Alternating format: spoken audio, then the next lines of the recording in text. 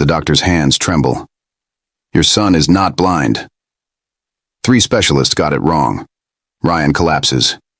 His blind baby has been suffering for weeks from something completely different. Something treatable. Before we dive in, comment where in the world you are watching from and don't forget to click subscribe. The baby was crying again. Not the normal hungry cry, or the wet diaper cry that every parent learns to recognize after a few sleepless weeks. This was different. This was the sound of something broken, something beyond fixing. A wail that seemed to come from somewhere deeper than tiny lungs should be able to reach. Dana stood outside the nursery door with her hand on the brass handle, listening to that cry mix with another sound. A man weeping. She had been working in the Montgomery mansion for exactly 3 days. Hired through an agency that specialized in placing experienced caretakers with wealthy families who needed discretion more than they needed warmth. The pay was extraordinary. The hours were brutal. The interview had lasted less than 10 minutes before Ryan Montgomery looked at her resume, looked at her face, and said in a voice that sounded like he was drowning, "I need someone who won't quit when things get hard." Dana had held his gaze and replied, "I've buried 2 husbands and raised 5 children on a nurse's aide salary. Your version of hard and mine probably aren't even in the same language." He had almost smiled at that. Almost. The mansion itself was a testament to wealth that made Dana uncomfortable in ways she couldn't quite articulate. Every surface gleamed. The floors were marble and hardwood that probably cost more per square foot than her entire apartment. Crystal chandeliers hung in rooms that seemed to have no purpose except to exist. There was a library with books that looked like they'd never been opened, a formal dining room that could seat 20, and a kitchen with appliances that probably required engineering degrees to operate. But for all its beauty, the house felt hollow, empty, like a museum where people used to live but didn't anymore. The first day, she'd been greeted by a housekeeper named Maria, who'd been working for the Montgomerys for 15 years. Maria had taken one look at Dana and said in accented English, "You're number 6. The others, they couldn't handle it. The crying, the sadness, Mr. Ryan's grief. It's too much." "How long did the others last?" Dana had asked. "The longest was 4 days. Most quit after 2. Now she pushed open the nursery door and found Ryan sitting in the rocking chair his wife had picked out before she died, holding his son against his chest with the kind of desperate grip that said he was terrified the baby might disappear if he loosened his arms even slightly. The nursery was decorated in soft blues and whites, expensive and tasteful and completely impersonal, like something from a magazine spread about what rich people's babies should have. There were stuffed animals that had never been played with, a mobile that played classical music, and enough baby gear to stock a small store. But there was no warmth, no personality. Just expensive things arranged by someone who knew what a nursery should look like, but not what it should feel like. The man didn't look up when Dana entered. He just kept rocking, kept holding, kept breaking. "Mr. Montgomery," she said softly. "When did he eat last?" Ryan's voice came out rough. 2 hours ago, maybe 3. He won't settle. He hasn't settled in days. His eyes were bloodshot, his face unshaven, and there were dark circles under his eyes that looked like bruises. She walked closer, her shoes silent on the plush carpet. "May I?" He looked up then, and Dana saw what 3 weeks of hell looked like on a man who probably used to turn heads at whatever parties rich people threw. His hair stuck up in directions hair shouldn't go. His eyes were red and swollen, and his designer shirt had spit-up stains that were at least a day old. There was a hollowness to his face, a gauntness that spoke of meals skipped and sleep abandoned. "He makes this sound," Ryan whispered, "like he's in pain. Like he's always in pain. The doctors say it's normal. They say blind babies sometimes have trouble adjusting. They say a lot of things that don't help." Dana held out her arms. "Let me try." For a moment she thought he might refuse, might clutch the baby tighter and tell her to get out, that he didn't need help from someone he barely knew. But then his arms loosened, and he carefully transferred the tiny bundle into her waiting hands. The baby was small for 3 weeks, with a shock of dark hair and a face scrunched up in misery. His eyes were closed, and even if they had been open, Dana knew from the file the agency had given her that he wouldn't see her. Congenital blindness, the papers had said. No known cause, no treatment, no hope. The specialists had used bigger words, longer explanations, but it all came down to the same thing. This child would never see his father's face, never watch a sunrise, never read a book or recognize a friend across a crowded room. She began to walk, her movements slow and rhythmic, while humming something low that her own grandmother had hummed to her 70 years ago. The tune was wordless, ancient, something that had been passed down through generations of women who knew that sometimes sound mattered more than meaning. The baby's cries didn't stop immediately, but they changed slightly, became less frantic. Behind her, she heard Ryan's breathing slow as well. "You have other children," he said suddenly. It wasn't a question, and Dana wondered what in her face or her movements had told him that. "5 of my own," she replied. "Helped raise about a dozen more between nieces, nephews, and neighborhood kids whose mothers needed a break. Probably changed more diapers than you've had hot meals." "Are they?" He paused. "Do you see them often?" 2 passed when they were still young. Cancer took one, a drunk driver took the other. The 3 still breathing come around when they can, but they've got their own lives now. Their own problems. She glanced back at him. "That's how it's supposed to work. You raised them to leave." Ryan was staring at his son in her arms. "I don't know how to do this without her," he said quietly. "Without Caroline. She would have known what to do. She always knew." "Your wife?"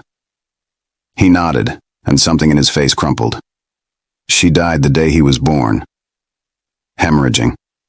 They tried to stop it, but..." His voice broke. "She held him for maybe 5 minutes. Just 5 minutes. Then she was gone. And he was here. Blind and motherless, and I don't know how to be enough for him." Dana kept walking, kept humming, and made a decision that she knew might get her fired before the week was out. "Mr. Montgomery, I'm going to say something, and you're going to want to throw me out. But I've been doing this work since before you were born, so I'm going to say it anyway." He looked up warily. "Your baby is not settling because he can feel your grief. Babies are like little emotional sponges. They soak up everything around them. You're drowning in loss, and he's drowning right along with you." Ryan's face hardened. "I'm not going to pretend she didn't exist. I'm not going to just move on like..." "I'm not asking you to pretend anything," Dana cut in gently. "I'm asking you to breathe. When was the last time you slept more than an hour?" He didn't answer.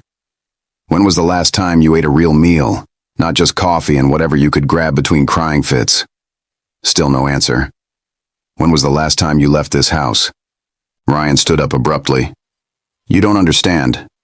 I can't just pretend everything's fine. My wife is dead. My son is blind. The doctors say there's nothing they can do. Do you have any idea what it's like to watch your child suffer and know you're completely helpless to stop it?" "Yes," Dana said simply. "I do. I watched my son Marcus waste away from leukemia when he was 7 years old.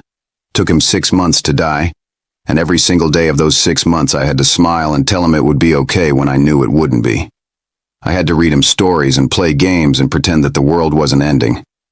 So yes, Mr. Montgomery, I know exactly what helpless feels like." The anger drained out of Ryan's face, leaving only exhaustion. "I'm sorry," he said. "I didn't..." "It's not a competition," she replied. "I'm not telling you to compare grief. I'm telling you that your son needs you alive, not just physically present. He needs you to eat and sleep and take showers and occasionally remember that the world still exists outside this nursery."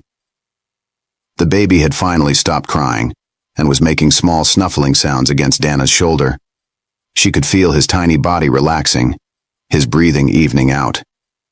His little fists unclenched, and one tiny hand found its way to her collar, gripping the fabric with surprising strength.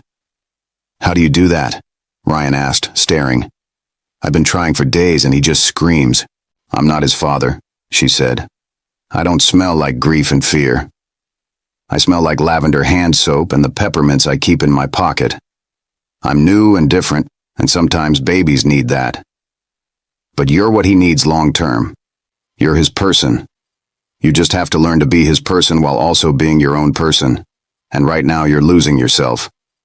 He sat back down heavily in a chair by the window, his whole body seeming to collapse inward. I don't know how to be anyone's person anymore. Then we'll start small, Dana said, still swaying with the baby. Today, you're going to take a shower while I watch him. Tomorrow, maybe you'll eat breakfast at a table instead of standing over the sink. The day after that, we'll see. Baby steps, Mr. Montgomery. For both of you. For the first time since she'd arrived, something that might have been hope flickered across his face. Call me Ryan. Mr. Montgomery was my father, and we don't need his ghost hanging around too.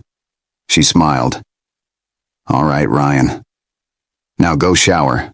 You smell like 3-day-old despair, and it's not doing anyone any favors. He actually laughed. Just a small sound. But it was there. As he left the nursery, his steps were a little lighter, and Dana heard the bathroom door close down the hall. She looked down at the baby in her arms. She had told Ryan the truth, but not all of it. Yes, babies absorbed emotion. Yes, the child needed his father functional. But there was something else.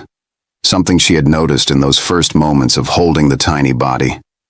Something in the way he moved his head, the way his face turned toward sounds, the particular quality of his distress. She had worked with enough babies, enough children with various disabilities, to recognize patterns, and this baby's pattern felt wrong for simple congenital blindness. She carried him to the window where afternoon light streamed through expensive curtains. The view overlooked a manicured garden with rose bushes and a fountain. It was beautiful and sterile, like everything else in this house. Slowly, carefully, she moved her hand between his face and the bright glass. Nothing. No reaction. No flinch. No turn of the head. She tried again from different angles while humming softly to keep him calm. Still nothing. But when she snapped her fingers near his left ear, the baby startled violently. His whole body jerked, his face scrunched up, and he let out a small cry before settling again. When she did the same near his right ear, he barely reacted. Just a slight twitch. Nothing more. Dana felt something cold settle in her stomach. That wasn't right. That wasn't how deaf babies responded, and it certainly wasn't how blind babies responded. She spent the next hour exploring, testing, watching. She dimmed the lights and brought them up. She used her phone flashlight at different distances and angles. She observed how the baby tracked sounds, how he responded to touch, how he held his tiny hands. She noticed the way his face turned toward warmth rather than light, the way certain sounds made him startle while others didn't. She made mental notes of everything. The way his right ear seemed almost unresponsive. The way his left ear picked up some sounds but not others. The way he cried differently depending on what was bothering him. Hunger had one cry, discomfort another. But the persistent wailing that had greeted her arrival seemed to be something else entirely. Confusion, maybe. Or pain. By the time Ryan emerged from the shower looking almost human, she had formed a theory that she knew she couldn't voice yet. Not without proof. Not without being absolutely certain, because if she was right, then this baby wasn't blind at all. At least not in the way everyone believed. And if she was right, then someone had made a terrible mistake. Or worse, had lied. That evening, after Ryan had been convinced to eat dinner at the actual dining table instead of hovering over the baby monitor, Dana made a list. She wrote down everything she had observed, every small reaction and non-reaction, every detail that didn't quite fit the diagnosis the specialists had given. She had worked in healthcare long enough to know that doctors, even expensive ones, sometimes got things wrong. Sometimes they saw what they expected to see, instead of what was actually there. Sometimes they relied too heavily on tests and not enough on observation. And sometimes, though she hated to think it, they had other reasons for giving certain diagnoses. The baby, whose name she had learned was Thomas, after Ryan's grandfather, slept fitfully in the nursery while she sat in the kitchen making her notes. The house was enormous, the kind of place where you could walk for 5 minutes and still not see all the rooms. Dana had grown up in a shotgun house in South Memphis where you could see straight through from the front door to the back, where everyone's business was everyone's business whether you wanted it to be or not. This place felt like a museum, beautiful and cold and full of things that cost more than she used to make in a year. The kitchen alone was bigger than her entire apartment. Professional-grade appliances, granite countertops, a wine refrigerator that probably cost as much as a used car. There was a breakfast nook with windows overlooking the garden, and the table could seat 8 comfortably. Ryan appeared in the kitchen doorway, startling her. She quickly closed her notebook. "Can't sleep," he said. "It's too quiet. When Thomas is crying, I hate it. When he's not crying, I panic that something's wrong." "That's parenthood," she replied. "Though usually you get a few months to adjust before the real terror sets in." He poured himself water from a pitcher that probably cost more than her car payment and sat down across from her. His hair was still damp from the shower, and he'd changed into clean clothes, soft gray sweatpants and a t-shirt that looked worn and comfortable. It was the most relaxed she'd seen him look. "Can I ask you something?" he said. She waited. "Why did you take this job? I mean, you're clearly qualified to work anywhere. You could probably run a hospital at this point. Why come here?" "The pay's exceptional," she said simply. "And I like knowing my work matters." He studied her face. "That's not the whole reason." "No," she admitted. "It's not. The agency told me you'd been through 5 nannies in 3 weeks. They said you were difficult, demanding, and that the baby had special needs most people weren't equipped to handle. They were trying to talk me out of applying." "So naturally you applied?" She smiled. "I've never been good at being told what I can't do. My mama used to say I'd argue with a fence post if I thought it was wrong."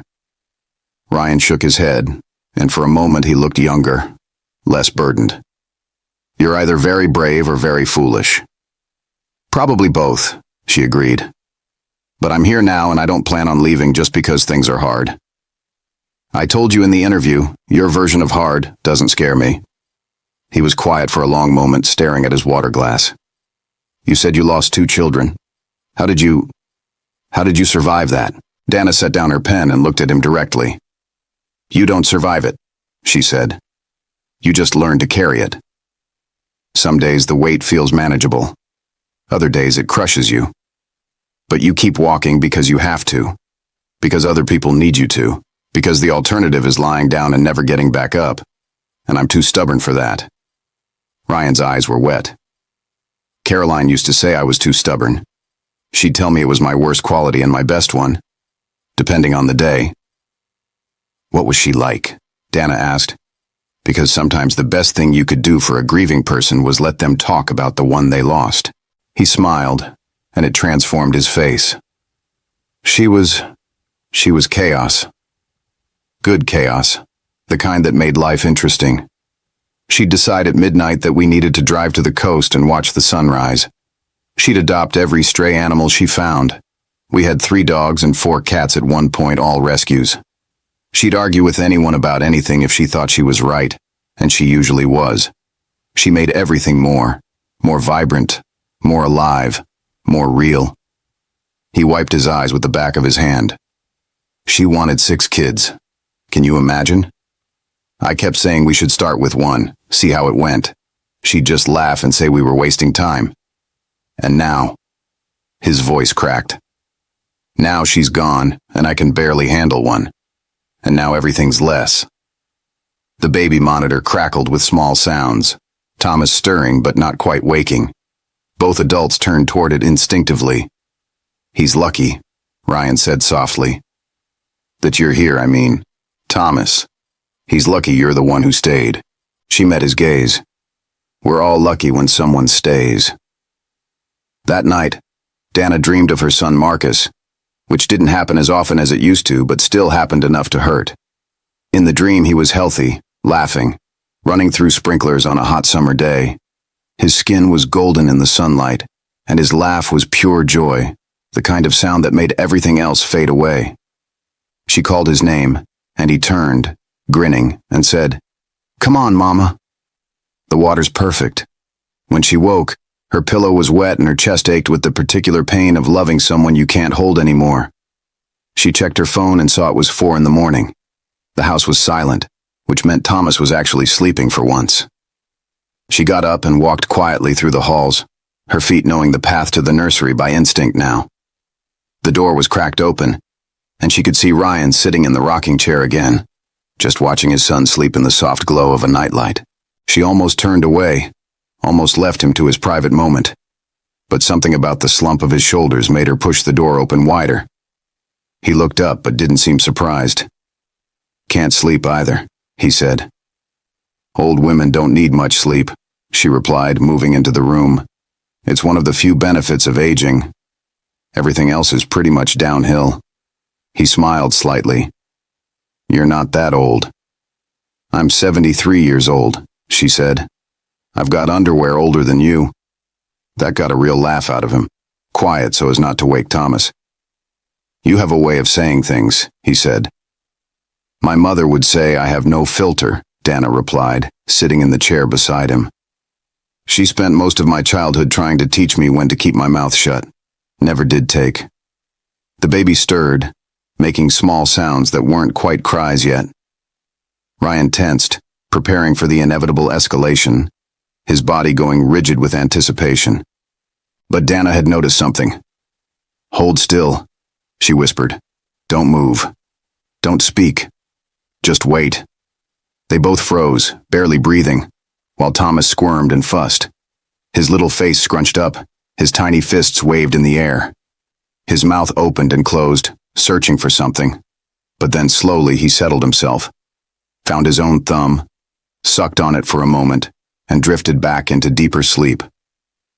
Ryan stared at his son with wonder. He's never done that before. Never just settled himself. "He's learning," Dana said. "Babies do that. They learn what we teach them, even when we don't realize we're teaching. If he knows you'll always rush in at the first sound, he'll always make that sound. Sometimes they need to figure out their own comfort." She moved closer to the crib. "May I?" Ryan nodded, and she gently adjusted Thomas's blanket, tucking it around him more securely. As she did, she took the opportunity to observe again. The way his eyes moved behind closed lids. The way he responded to the slight whoosh of the blanket moving. The way his face turned, not toward light, but toward warmth. "Can I ask you something?" Dana said. "About his diagnosis?" Ryan stiffened slightly. "What about it? When was he tested? How did they determine he was blind?" "We went to 3 different specialists," Ryan said, his voice taking on the rehearsed quality of someone who had told this story too many times. "The first one did the diagnosis when Thomas was 2 days old, right after Caroline died. He did some kind of light test, looked at his eyes with various instruments. He said the optic nerves appeared underdeveloped, that there was no response to visual stimuli. Then we saw 2 more doctors to confirm. They all said the same thing." Dana chose her words carefully. "And these tests were done when he was how old?" 2 days, 5 days, and 12 days, Ryan recited, like he had memorized the dates of his son's doom. All 3 confirmed congenital blindness. All 3 said there was nothing to be done. "Did any of them recommend follow-up testing?" Ryan frowned. "They said there was no point. That the condition was permanent and clear. Why are you asking?" "Because babies change," she said carefully. "Because sometimes things that look one way at 2 days old look different at 3 weeks old. Because I've been watching Thomas, and some of his reactions don't match what I'd expect from a completely blind infant." Ryan was fully alert now, leaning forward in his chair. "What do you mean?" "What reactions?" She pulled out her phone and opened the notes she'd been taking. "He doesn't respond to light. That's true. But he also doesn't respond to sound consistently. His left ear seems fine, but his right ear has delayed reactions. And this morning, when I was changing him and moved quickly near his face, he flinched. Not a big flinch, but it was there." Ryan was standing now, coming to the crib, looking down at his son with an intensity that was almost painful to witness. "Blind babies can still flinch at air movement, at sound." "They can," Dana agreed. "But the pattern is wrong. It's not consistent with the standard presentations I've seen. And I've seen a lot of babies with various disabilities over the years. I've worked with deaf babies, blind babies, babies with cerebral palsy, babies with developmental delays. Each has their own pattern. Thomas's pattern doesn't match. What are you saying? Ryan's voice was tight, controlled, like he was physically holding himself back from hoping. That the doctors were wrong. I'm saying maybe we should get him tested again, she replied carefully. By different specialists. Maybe ones who specialize in pediatric development, not just ophthalmology. Someone who will look at the whole picture, not just his eyes. The room fell silent except for Thomas's soft breathing. When Ryan spoke again, his voice was raw, stripped of all pretense. I can't, he said. I can't hope that they were wrong. I can't go through that again. The hoping and the testing and the waiting for results. I can't survive being told again that he's blind, that there's nothing anyone can do. I've barely survived it once. Dana understood that.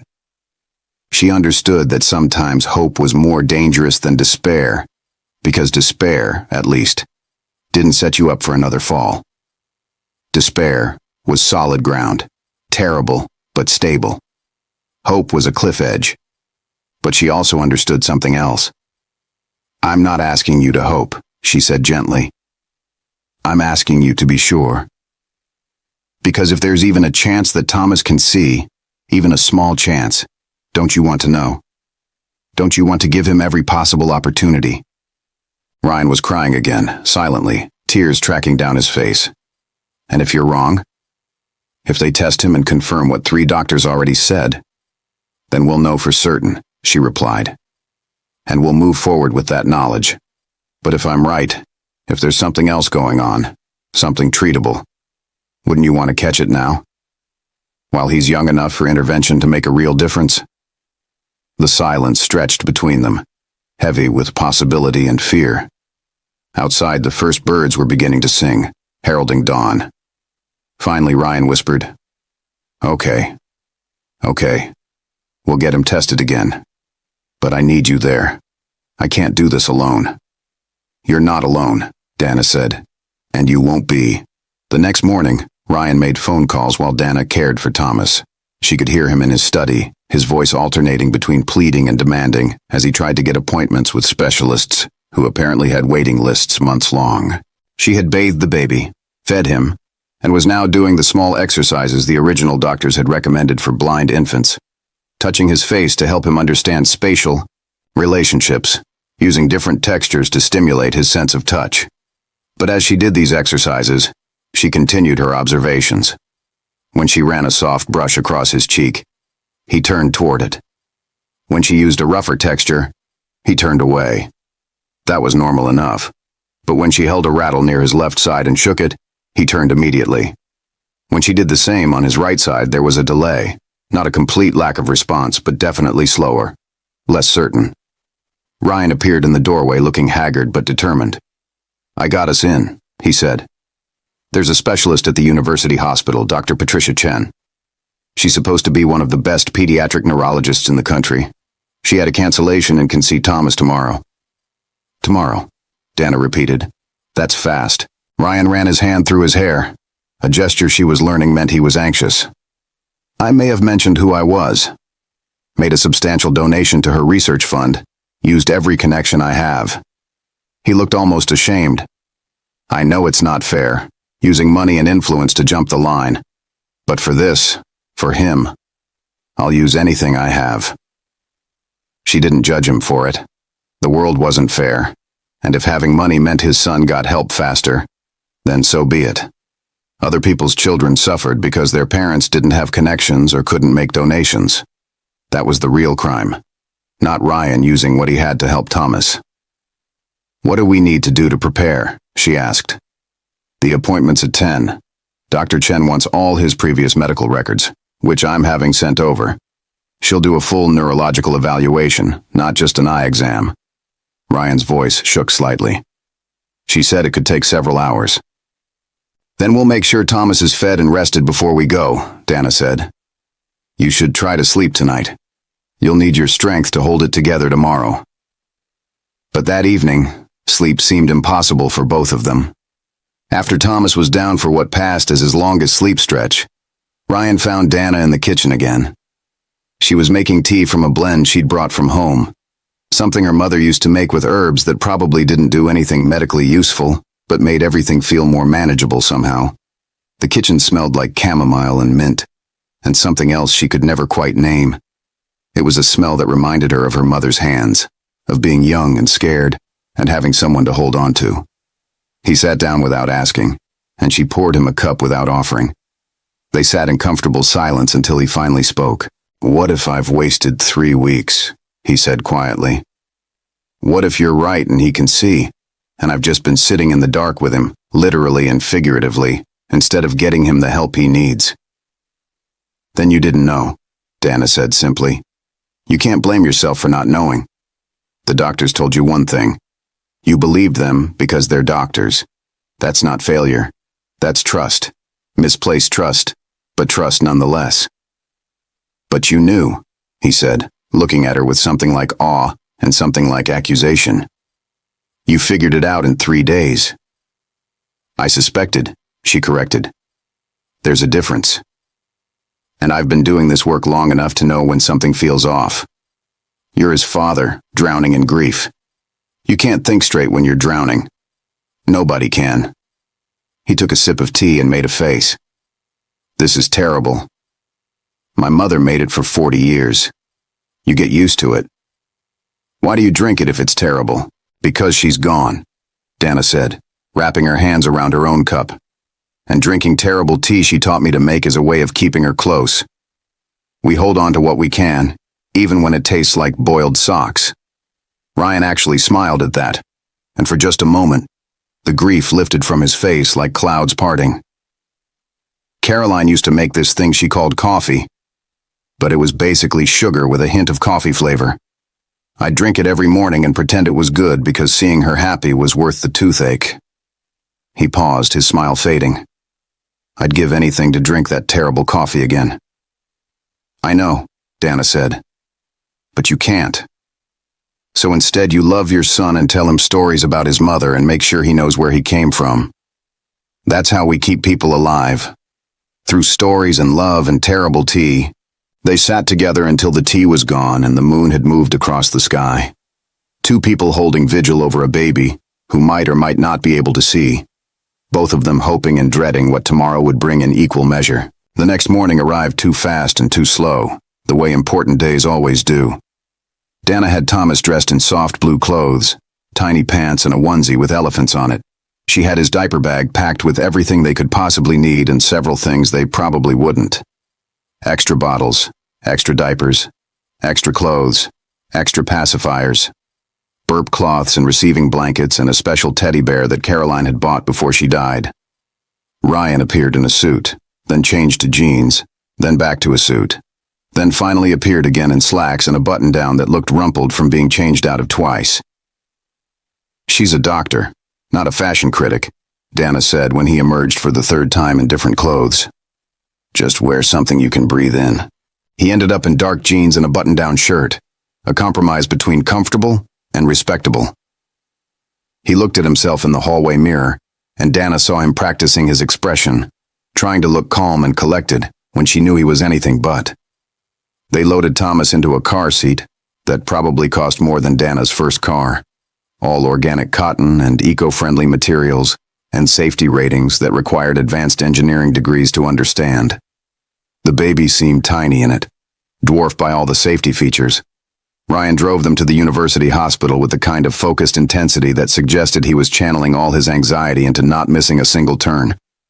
He gripped the steering wheel too tight, checked his mirrors too often, and barely spoke during the 40-minute drive. The hospital was massive, a sprawling complex of buildings that seemed designed to confuse anyone trying to navigate them. But Ryan had apparently done his research, because he led them straight to the pediatric neurology department without hesitation, walking with purpose through corridors that all looked identical to Dana. Dr. Chen's office was warm and colorful, nothing like the cold clinical spaces they'd been in before. The walls were painted soft yellow and covered in children's artwork, finger paintings and crayon drawings and handprints in various colors. The chairs were comfortable, upholstered in fabric with bright patterns. There were toys scattered around that looked actually played with, not just decorative. A basket of board books sat in one corner, their covers worn and loved. It felt like a place where children were welcome, not just examined. Dr. Chen herself was younger than Dana expected, probably in her 40s, with kind eyes behind wire-rimmed glasses, and hands that moved gently when she reached for Thomas. She was petite, with her black hair pulled back in a practical ponytail, and she wore scrubs with cartoon characters on them instead of the sterile white coat Dana had expected. "Mr. Montgomery," she said, her voice warm and professional, "and you must be Miss Harris, the nanny. Call me Dana, just Dana. Please sit, both of you." Dr. Chen gestured to comfortable chairs arranged in a semicircle. "Tell me everything. Start from the beginning, and don't leave anything out. Sometimes the smallest details matter most." Ryan launched into the history, the birth, Caroline's death, the diagnosis, the 3 weeks of hell. His voice broke several times, especially when talking about his wife. But Dr. Chen listened without interrupting, occasionally making notes, but mostly just paying attention in that particular way good doctors have. Present. Fully present. When Ryan finished, she turned to Dana with focused interest. "The referral notes said you've observed behaviors that don't match the diagnosis. Can you elaborate?" Dana pulled out her detailed notes, 3 pages of small, precise handwriting, and went through everything she'd documented. The inconsistent responses, the particular quality of his cries, the way he moved his head, the asymmetric reaction to sounds, the flinching, the pattern of distress that didn't match any typical presentation she'd seen. She spoke in the clear, precise language she'd learned from years of giving reports to doctors and nurses, and she saw Dr. Chen's expression shift from polite interest to focused attention. "Those are excellent observations," Dr. Chen said when Dana finished. "Very thorough and well documented. You have medical training?" 40 years as a nurse's aide," Dana finished. "Mostly pediatrics and geriatrics. Retired 5 years ago. But you don't really retire from knowing how bodies work." Dr. Chen smiled with genuine warmth. "No, you don't." "Well, let's see what we can figure out together." The examination took over 2 hours, and it was nothing like the quick tests the other specialists had done. Dr. Chen used lights and sounds at different frequencies. She tested reflexes, muscle tone, the way Thomas tracked movement. She watched how he responded to different voices, different volumes. She looked in his ears with sophisticated instruments, peering intently at screens that showed images Dana couldn't interpret. She tested his grip strength, his ability to hold his head up, his overall muscle development. She even had Ryan and Dana take turns holding Thomas, while she observed his reactions to familiar versus unfamiliar people.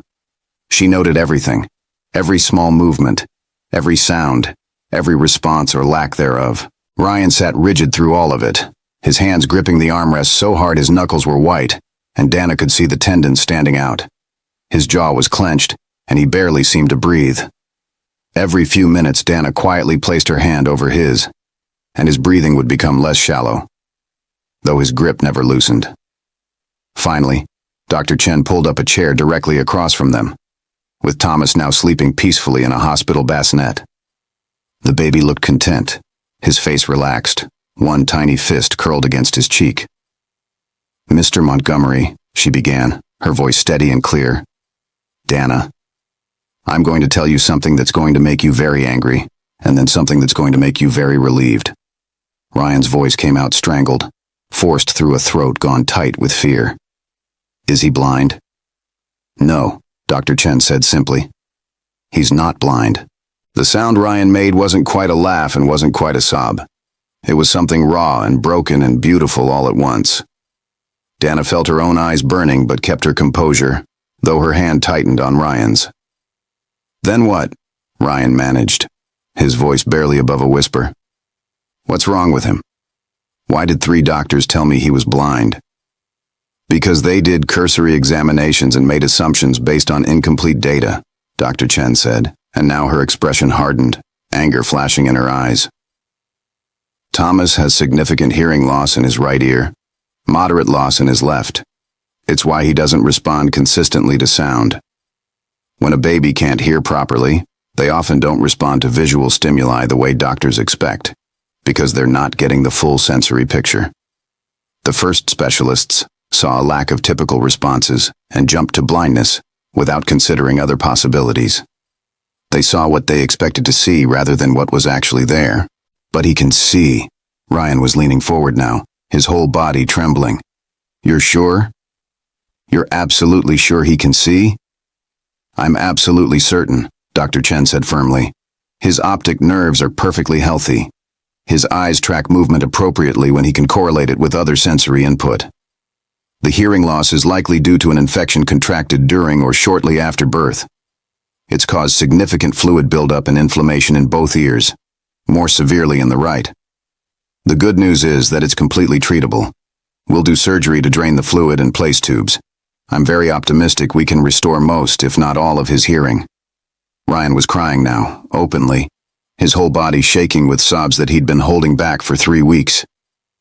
So, he'll be okay? He'll really be okay? With proper treatment, yes, Dr. Chen said gently. He'll likely need hearing aids temporarily while his ears heal. We'll monitor him closely. But Mr. Montgomery, your son is not blind. He never was. He's a baby with an ear infection that went undiagnosed because doctors made lazy assumptions and didn't do their due diligence. How soon? Dana asked, her own voice not quite steady. How soon can you do the surgery? Within the week, Dr. Chen replied. We'll need to schedule it, run some pre-op tests. But I want to move quickly. The longer the fluid sits there, the more risk of permanent damage. And I want to give Thomas the best possible outcome. Can we sue them? Ryan asked flatly, his grief turning sharp-edged. The doctors who examined him. Can we sue them for this? You can, Dr. Chen said carefully. And you probably should. But that's a decision for later. Right now, let's focus on getting Thomas healthy. They scheduled the surgery for 4 days later. The drive home was silent for the first 10 minutes. Ryan navigating through traffic with a mechanical precision that suggested he was operating on autopilot. Finally, he pulled over into the parking lot of a closed strip mall and broke down completely. 3 weeks, he said between sobs, his hand still gripping the steering wheel. 3 weeks I thought he was blind. 3 weeks I mourned a future he was never going to have. 3 weeks I sat in the dark with him, literally and figuratively, because I thought we were the same. Both of us lost and blind and motherless. And it was just an ear infection. A stupid, treatable ear infection that any competent doctor should have caught. You didn't fail him, Dana said firmly from the back seat where she sat next to Thomas's car seat. The doctors failed him. You did everything you could with the information you had, but what if you hadn't come? Ryan turned to look at her, his face streaked with tears and snot and raw emotion. What if I'd just accepted what they told me? What if you hadn't noticed? What if... But I did come, Dana interrupted. And you listened when I said something felt wrong. You made the calls, got him to Dr. Chen, used every resource you had. Give yourself credit for being willing to hope again, even when hoping hurt. Ryan pulled her into an awkward hug over the back of his seat, and she held him while he cried. In the car seat beside her, Thomas slept peacefully, unaware that his entire future had just been rewritten. Thank you, Ryan whispered against her shoulder. Thank you for seeing what I couldn't see. For not giving up. For staying. That's my job, she replied. But they both knew it was more than that now. Now let's get this baby home so he can rest before his surgery. The next 4 days were strange. Thomas still cried. But now they understood why. Now, when they soothed him, they knew they were fighting pain and confusion, not some unchangeable fate. Ryan transformed before Dana's eyes. He researched hearing loss obsessively, staying up late reading medical journals and parent forums. He contacted speech therapists to ask about early intervention strategies. He baby-proofed the house with the focus of someone trying to control what he could. He called his lawyer about the malpractice suit, his voice cold and determined. But most importantly, he started eating regular meals without reminders. He showered daily. He left the house to run errands. He started to function like a person again, instead of just existing as a ghost in his own life. He also started talking to Thomas about Caroline differently, not mournfully, but celebrating her. Your mama would have caught this right away, he told Thomas while changing his diaper, his voice warm with affection rather than heavy with grief. She always knew when something was wrong. She had this instinct. She would have marched into that doctor's office on day 2 and demanded better testing. Probably would have diagnosed it herself, just by watching you. You get your stubbornness from her, buddy. And that's a good thing, because stubborn keeps you alive in this world. Dana listened from the doorway, her heart swelling. This was healing. This was a man learning to hold his grief and his love at the same time, to let them coexist instead of letting one drown out the other. The day before surgery, Ryan's mother called.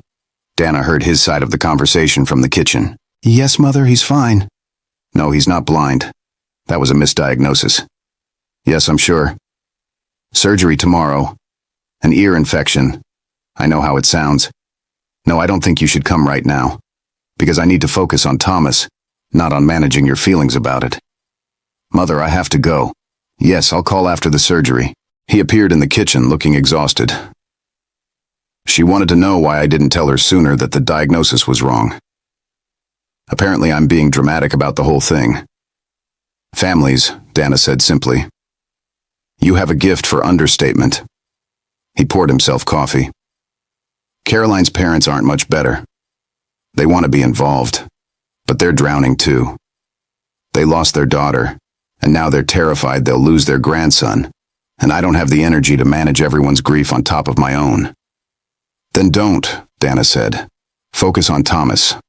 The rest can wait. The day of Thomas's surgery arrived with gray skies and steady rain, the kind of persistent drizzle that made everything feel heavy and oppressive. They had to be at the hospital by 6 in the morning. Thomas hadn't been allowed to eat since midnight, and he was cranky from hunger, his cries more persistent and frustrated than usual. Dana held Thomas while Ryan drove, humming her grandmother's old song and trying to project calm she didn't entirely feel. The truth was, she was terrified. Surgery was always a risk, even routine surgery, and Thomas was so small, so vulnerable. Dr. Chen met them personally in the pre-op area, which Dana appreciated. She wore scrubs with teddy bears on them and spoke directly to Thomas even though he couldn't understand her words. Hey there, little man, she said softly. We're going to take excellent care of you today.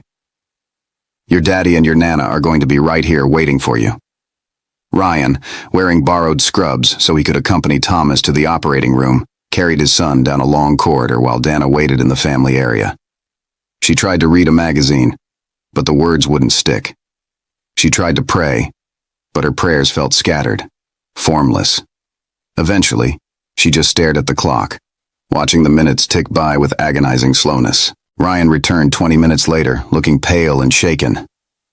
He just fell asleep so quickly, Ryan said, sitting down heavily beside her. The anesthesiologist put the mask over his face and started counting, and 1 second Thomas was looking around, trying to figure out what was happening, and the next he was just gone. They said it's normal, but watching his eyes just close like that, watching him go limp, it was terrifying. That's because you're a parent, Dana said, taking his hand. Everything about having a child is terrifying. Every milestone, every illness, every moment where you're not in control. You just have to trust that the people who are in control know what they're doing. What if something goes wrong? Then we handle it. But it won't. Dr. Chen knows what she's doing. An hour passed, then 90 minutes, then 2 hours. Each minute felt like an eternity. Ryan paced. He sat. He stood. He checked his phone even though there was nothing to check. He got coffee and didn't drink it. Then Dr. Chen appeared, still in her surgical scrubs, smiling. He did great, she said, and Dana felt Ryan's whole body sag with relief beside her. Better than expected. The fluid drained cleanly. The tubes are in place and functioning perfectly. There was minor damage to the right eardrum from the pressure and inflammation, but now that the fluid's gone and the pressure's relieved, it should heal beautifully over the next few weeks. Ryan stood so fast he nearly knocked over his chair. So he'll hear? He'll really hear? We won't know the full extent until we can do proper testing once he's healed, Dr. Chen cautioned. But based on what I saw, I'm very optimistic. The structures are all intact. The fluid was the main problem, and now it's gone. They were allowed back to see Thomas an hour later. He looked impossibly small in the hospital bed, hooked up to monitors that beeped and flashed with reassuring regularity. There were tiny bandages on both ears, and he had an IV in his little hand that looked enormous against his delicate skin. Ryan moved to his son's side immediately, taking one small hand with infinite gentleness. "Hey, buddy," he whispered, his voice thick. "You did it. You're so brave. Daddy's so proud of you." Thomas woke slowly, his face scrunching up in that particular way that preceded crying. And then he did cry, that immediate post-surgery wail that said he was confused and uncomfortable and wanted his people. Ryan picked him up carefully, mindful of all the wires and tubes. "It's okay," he murmured, holding Thomas against his chest. "Daddy's here. You're okay. You're safe." And then something happened that made everyone in the room go still. Thomas turned his head toward Ryan's voice. Not just a general turn, but a direct, immediate movement that said he heard exactly where the sound came from. His crying quieted slightly, and his little face turned up toward his father's. Dr. Chen was there in seconds with a small clicker. She clicked it near Thomas's left ear, and he turned toward it with interest. She clicked it near his right ear, and he turned toward that too, though more slowly, less certainly. "Oh my God," Ryan breathed, tears streaming down his face. "He can hear. He can actually hear me." "It appears the surgery was very successful," Dr. Chen said, smiling with the kind of satisfaction that came from a job done exactly right. "His responses are exactly what we'd hope to see at this stage. We'll keep him overnight for observation, but if all goes well, you can take him home tomorrow." That night, Ryan stayed at the hospital, refusing to leave Thomas's side. Dana went home to the empty mansion, walking through rooms that felt different somehow. Less cold, less like a museum. She made her terrible tea and sat in the kitchen, thinking about how quickly lives could change. 3 weeks ago, Ryan had been drowning. 2 days ago, they'd learned his son could see. Today, they'd learned he could hear. Tomorrow, they'd take him home to begin the real healing. Sometimes, she thought, you just had to survive long enough for things to get better. The next morning, Ryan looked exhausted but happier than Dana had ever seen him. His eyes were bright despite the lack of sleep, and he couldn't stop smiling. "He's been tracking sounds all morning," Ryan said, practically bouncing with excitement as he gathered Thomas's things. "Dr. Chen came by at 6 and did more tests. She says his responses are exactly what we'd hoped to see. Better even. Dana, he can hear. My son can hear. And he can see," Dana reminded him gently. "Don't forget that part." "How could I forget?" Ryan laughed, the sound free and genuine. "My son can see and hear, and I'm going to sue every doctor who told me otherwise." "Good," she said firmly. "You should." They drove home on a sunny afternoon, the rain from yesterday giving way to clear skies and warm light. Thomas was awake in his car seat, his eyes tracking the passing scenery, trees and buildings and other cars. His little head turned toward sounds, toward voices on the radio, toward the gentle hum of the engine. "Hey there, baby boy," Dana said softly from the front seat. "Can you hear Nana?" Thomas turned his head toward her voice immediately, his eyes focusing in her direction. "Can he really see all of this?" Ryan asked quietly, watching his son in the rearview mirror. "Really see it? The trees and the sky and everything?" "He can see," Dana said with absolute confidence. "Maybe not perfectly. Newborn vision is never perfect, but he can see light and shadow, movement and color. His brain is processing visual information properly now that we understand what we're looking at. And as he grows, as his vision develops normally, he'll see more and more clearly." Ryan reached back and touched Thomas's tiny foot. "Hey, buddy, can you see Daddy?" Thomas's eyes moved toward the sound and focused on Ryan's face in the rearview mirror. His little mouth opened in something that might have been a smile or might have just been gas, but Ryan chose to believe it was a smile. "My son can see me," Ryan whispered, his voice filled with wonder. "He can hear me and see me, and he's going to be okay.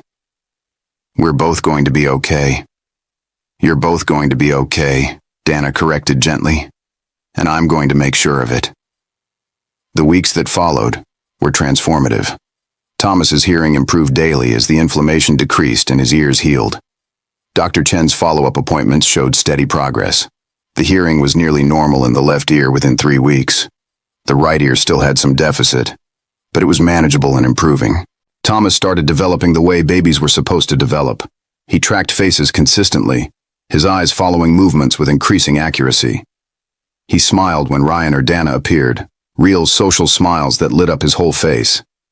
He responded to sounds appropriately, startling at loud noises, turning toward voices, seeming to enjoy music. He cooed and babbled, making those baby sounds that meant he was content and engaged with his world. Ryan threw himself into being a father with intensity that was beautiful to watch. He read every book about child development he could find, filling a whole bookshelf with parenting guides.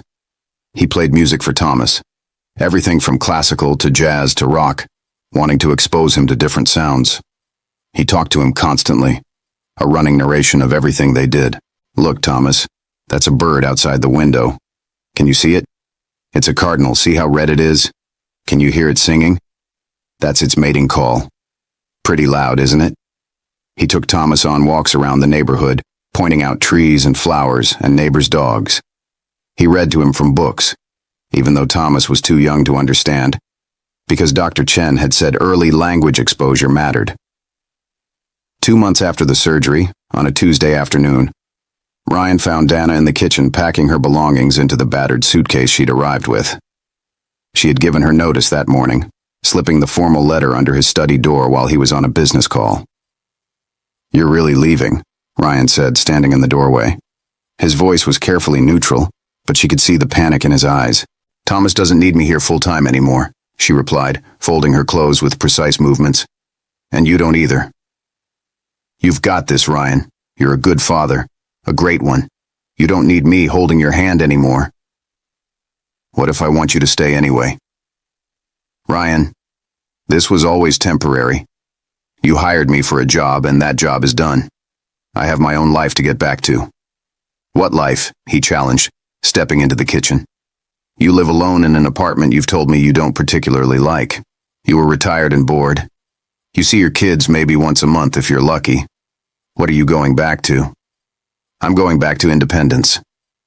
To not being someone's employee. To my own space and my own schedule and my own choices." "You could have all that here," Ryan said quietly, moving closer. "You could live on your own terms here, not as an employee, as family." "Ryan, don't do this."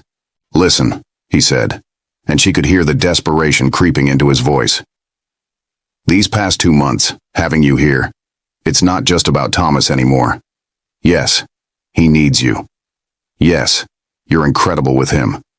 But it's more than that. You make this house feel like a home. You make me want to be better. You make me laugh.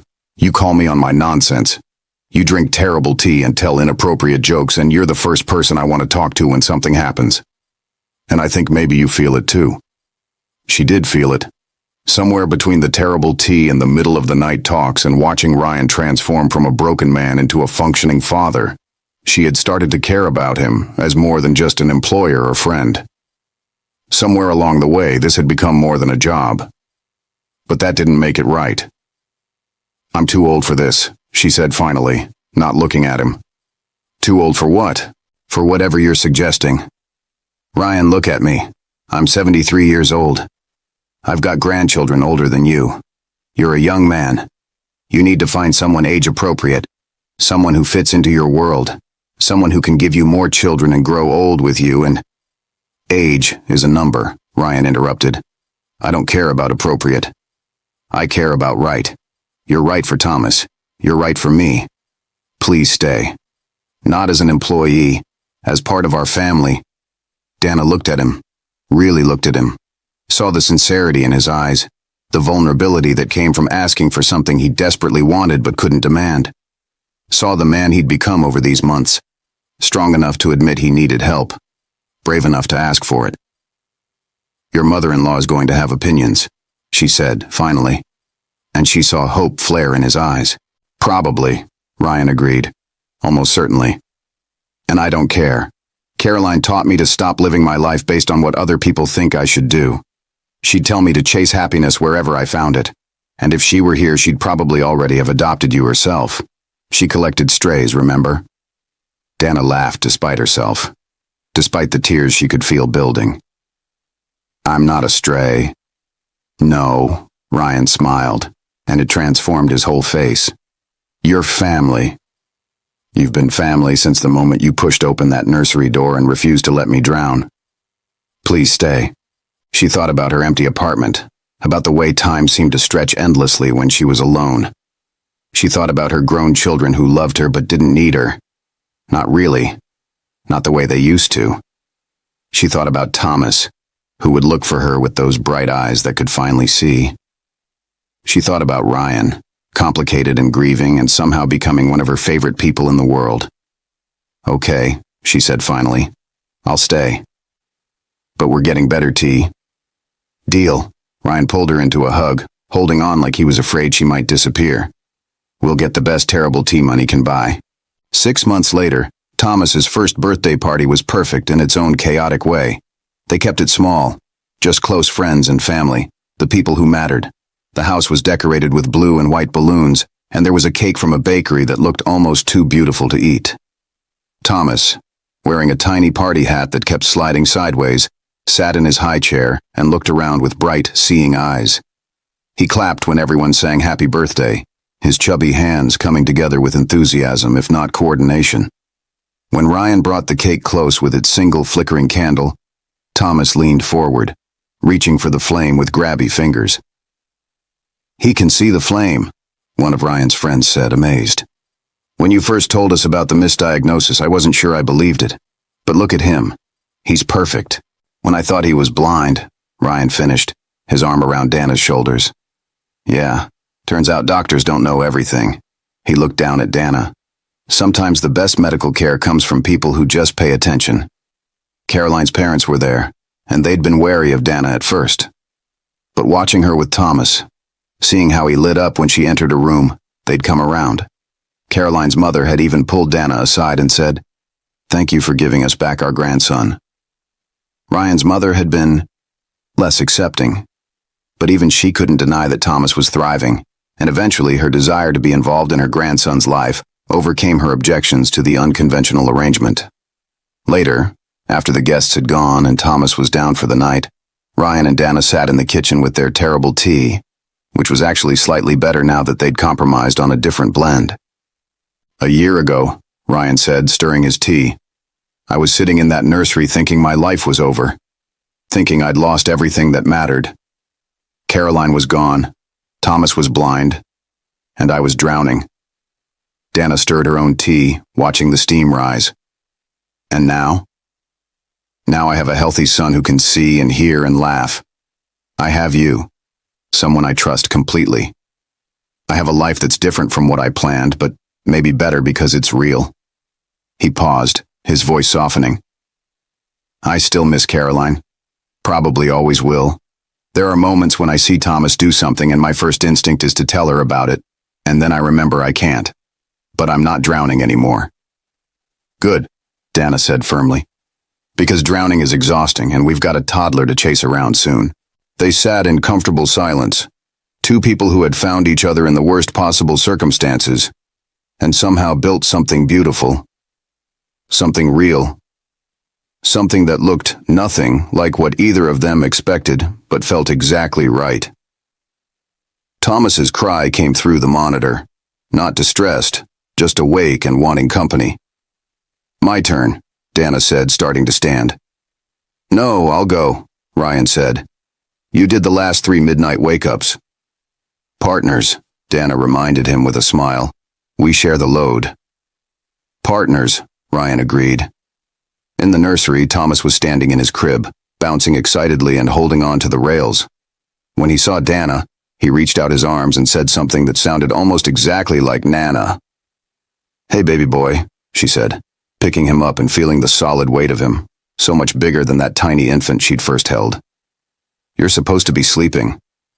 Thomas pointed at the window where moonlight streamed in. bright and silver. "Moon," she said, carrying him to the window. "That's the moon. See how bright it is? Isn't it beautiful?" She carried him to the rocking chair, the same one where she'd first held him while Ryan showered for the first time in days. She settled in and began to rock gently. "You know what, Thomas?" she said softly. "You're going to have such a good life. You're going to see every beautiful thing this world has to offer. You're going to hear music and laughter and all the people who love you. You're going to grow up knowing you're wanted and cherished and fought for." She rocked gently, feeling the weight of him growing heavier as sleep pulled him back under. "And when you're old enough to understand, we'll tell you about the time everyone thought you couldn't see, and how your daddy refused to give up on you, and how we all learned that sometimes the best things come from the darkest moments. Sometimes being broken open is the only way to let the light in." Thomas's eyes were drooping, but she kept rocking, kept humming, thinking about all the twists and turns that had brought her to this moment. About loss and grief and the unexpected ways life puts you exactly where you need to be. 3 years later, Thomas was running through the garden chasing butterflies while Ryan pretended to chase him, and Dana watched from the porch, a cup of slightly less terrible tea in her hands. Thomas's hearing aid was barely visible now, a tiny device that looked more like an earbud than medical equipment.